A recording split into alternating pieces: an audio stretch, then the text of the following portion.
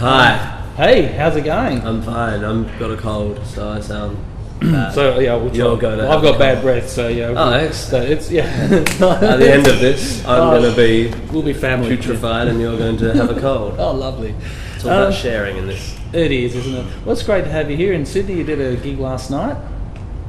Big one? Did the Enmore, probably the biggest show I've ever played, actually. Really? Yeah. So I played some pretty big rooms as parts of other bills. This is you headlining. This is just my show, and I do perfectly. Anyway, it's a big. Enmore's great. It's a big rock venue. Went over well. Packed out, yeah. And I had this cold, but I just did all the sensible things. Red Bull and red wine. Yeah, no, that's Red Bull. Bit of vodka, yeah. Yeah. And it was a great show actually. Yeah, had fun. Played with. Did you have a whole band set up? No, just you and the piano, yeah. Scaffold, lights. A bit of production. This show I start singing through a distortion pedal, yeah. Oh, awesome. So you get a bit of the rock. I can't believe the you rock didn't come and see it. What the hell are you doing? Well, I kind of do things on weekends. I got, actually playing piano bars. Yeah, I was doing a wedding on Saturday night. That was fun. So yeah. Do you do a good wedding? Yeah, a bit of that. I used to really enjoy my wedding gigs, actually. Yeah, you used to do that. Yeah. Just get charts, stick the band behind me, and sort of just play When My Baby Smiles at Me. I go to Rio for 8 hours and get the conga line. Get the conga line. That song, you have to play it last. It's a perfect wedding. moment. Yeah. It's a perfect in Australia anyway. They don't. In England they'll go, what? What the hell is that? Do they do the nut bush in England? Oh yeah, they do that. That's global. I think the nut bush is global. Yeah, it crosses all bush. Yeah. So how's the overall tour been going? Really well received. I couldn't ask for better. It's pretty hard work. I'm dragging my wife and kid around with me. It's hard work for them. She's very pregnant as well. So another one on the way. Yeah. So it's work, but I haven't toured in Australia for a couple of years, not properly. And the difference between then and now in terms of just tickets I'm selling and it's really good. Bit of a homecoming kind of thing. Yeah. Well, yeah, and it's just progression and things like YouTube and stuff just keep you, and then a couple of little bits of telly. I did Denton and stuff, and so this time I've come back and I'm in a much better position to do big shows in big theatres. You're getting to the point where people recognise you in the street and stuff. Is that starting to happen? Yeah, that happens quite a bit. It's not quite at a point where it annoys me, but it's at a point where I can imagine where I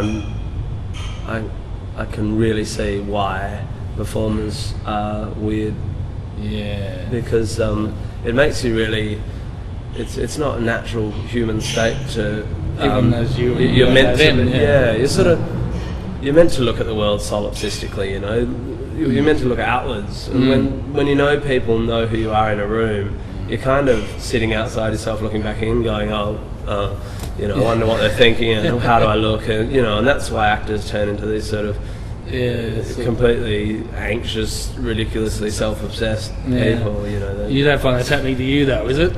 Well, I think it's starting to change. Well, it's something I think about. If I keep getting more well known, this is going to be something.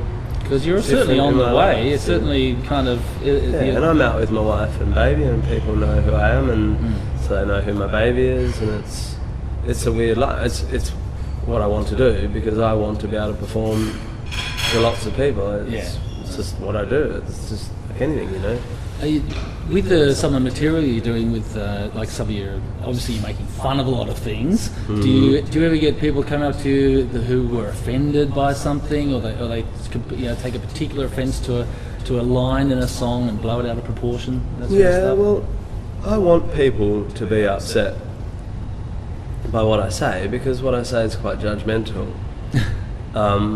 I get a few walkouts every now and then. Quite early in my show, because I'm quite obsessed by religion and stuff, as we've sort of gone into with you mob a bit before, and I just find it interesting, and I can't help write about it, but I try and get through it a bit, but it's quite early in the show, my stuff, and really my bugbears this year is just about moral hypocrisy, about the idea that the Bible's perfect, the only place you need to go to for your moral guidance. And all it is.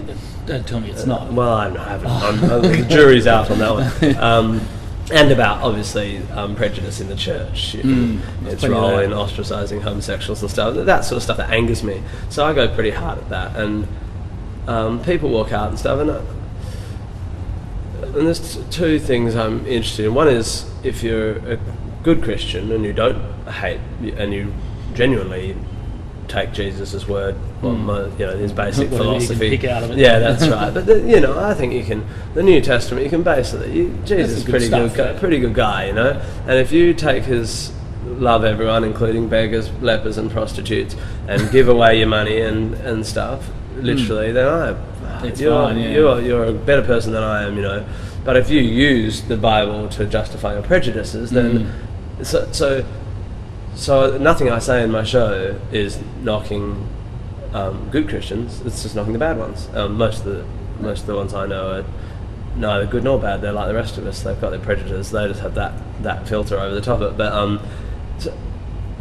I had a really interesting email, not interesting, just one of the really good ones from a 16-year-old guy last night, saying, I like your work. I'm 16 and I'm Christian.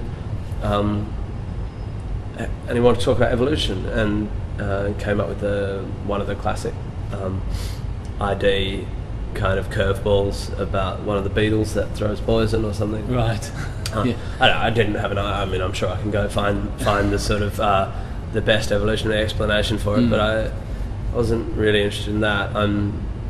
But they're really considered. He's really considered, really intelligent 16-year-old guy. Asking why I'm so sure evolution's right, because there's a huge amount of scientific uncertainty about it. That overstated. Thousands of scientists just scratching their heads. Yeah. I just say, show me one scientist who has a fundamental problem with evolution who isn't a Christian, and then I'll start listening. It's only a philosophical problem. But the other thing he said, why do you lump us all together? Christians are bad and good and all that.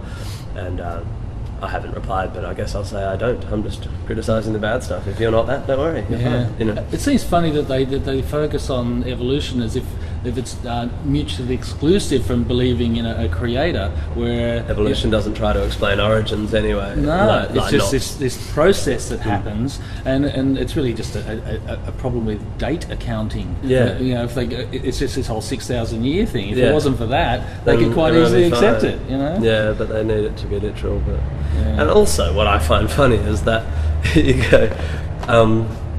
This is evolution, right? These are the thousands and thousands and millions of pieces of data that support this theory, this idea, that's so heavily supported that it's scientific fact, all that. And they go, but what about this? I do not understand how this beetle can squirt poison, because that poison in a laboratory combusts, but in its body it has an enzyme that neutralizes it. And you're like, okay, so you found a beetle that you can't get into evolution. Can't quite understand. Therefore, God. Yeah, it's pretty crazy. It could be therefore pencil, or therefore dragon, or it's like it's the false dichotomy of if evolution has a crack in it, therefore the Bible. Why not therefore the Quran, or therefore any book ever? Why not therefore Robin Hood? Yeah.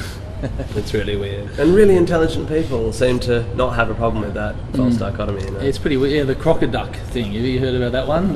That guy from Family Ties, that actor, he goes around, canvassing Christianity and going against evolution. He says, "Well, show me a croco-duck, and then I'll believe everything." And there is like a transitional fossil. Of a crocodile, half a crocodile, half a duck. And because of that, then the whole thing. I think I know the guy. I mean, he's proper insane. Kirk Cameron. Not James. He's nuts. No, James Cameron. He's good. Yeah. He sunk the Titanic. That was a good thing to do. Yeah.